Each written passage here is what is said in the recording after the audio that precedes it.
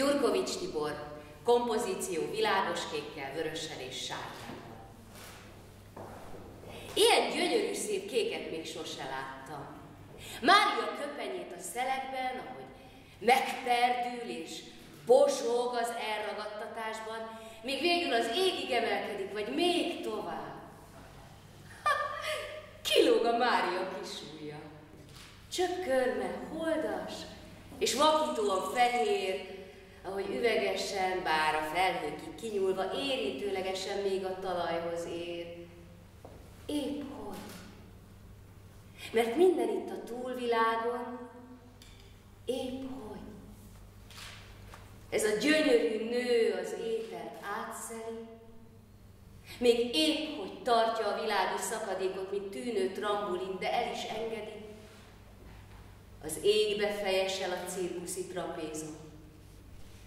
Csak leng, a haja Isten kezébe lóg ki, tartja, épp hogy.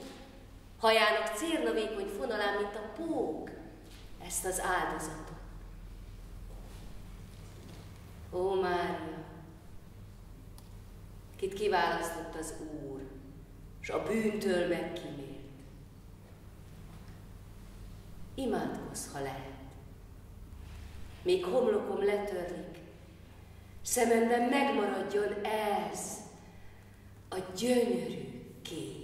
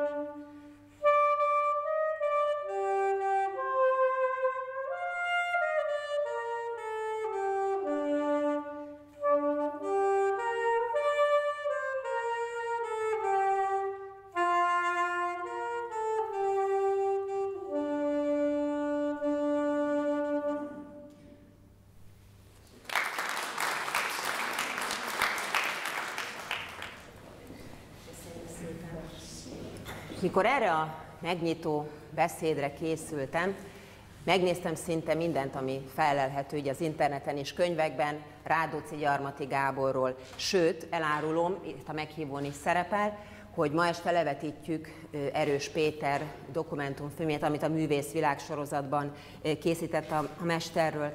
Én úgy gondoltam, hogy ha saját magamnak meg akarnám fogalmazni az ő lényegét, akkor a mostani kiállításra hozott képeken végighaladva, azt kicsit értelmezve igyekszem ugyanígy ezt a folyamatot együtt, közösen önökkel megtenni, ezeket a lépéseket.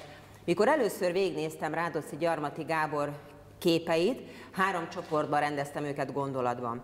Az első csoportba a címét is adó, a kiállítás címét is adó magyar mitológia témaköré rendeződő képeket helyeztem, amelyek ugye az ősi hiedelemvilágba repítenek vissza. A második a bibliai témákra koncentrál, és a képek harmadik csoportja pedig magára, az emberre, a maga teljességében és összességében.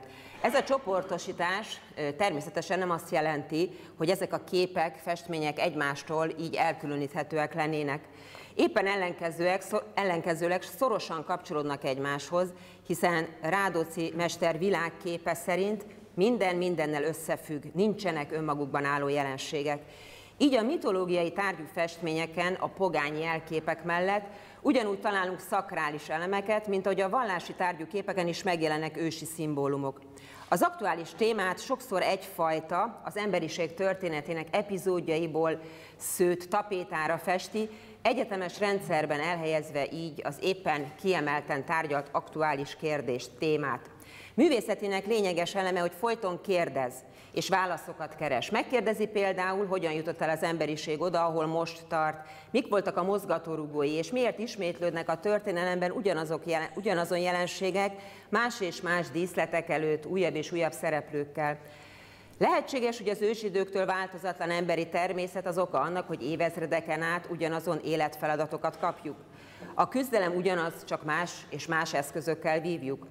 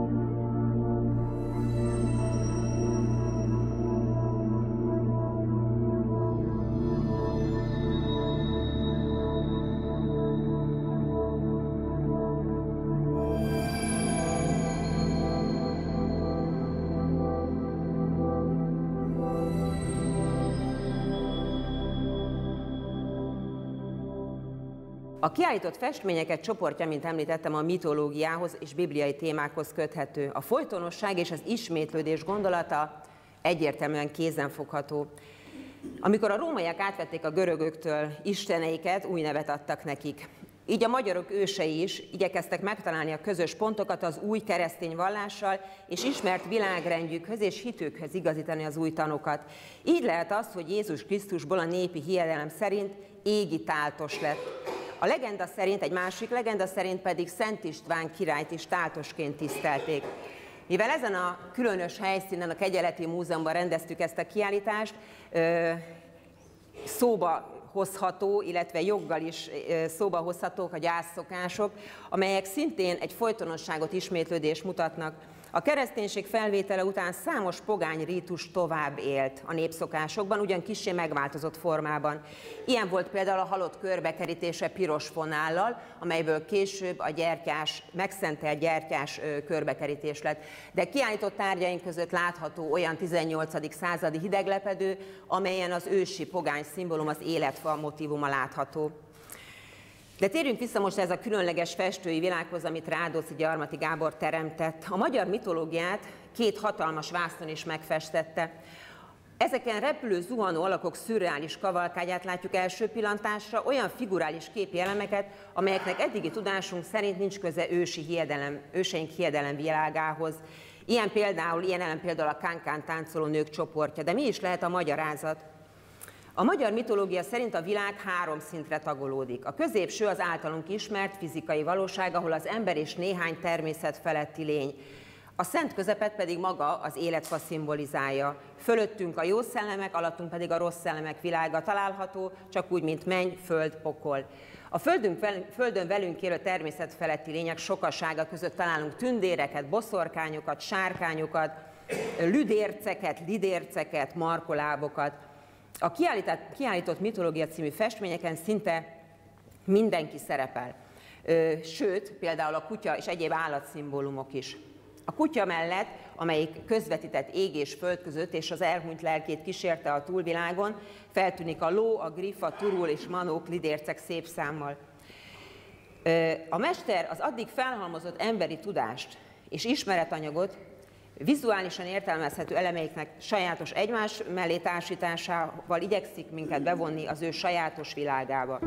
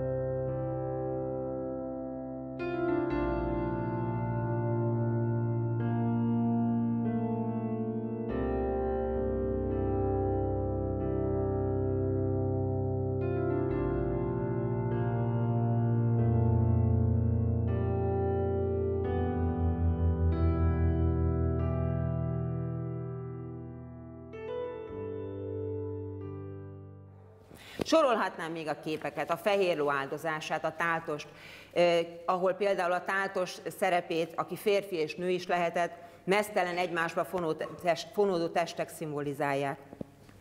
A vallási tárgyú képeknél külön csoportot alkotnak a 3 arkangyalról, Mihályról, Luciferről és Gábrielről festett alkotásai.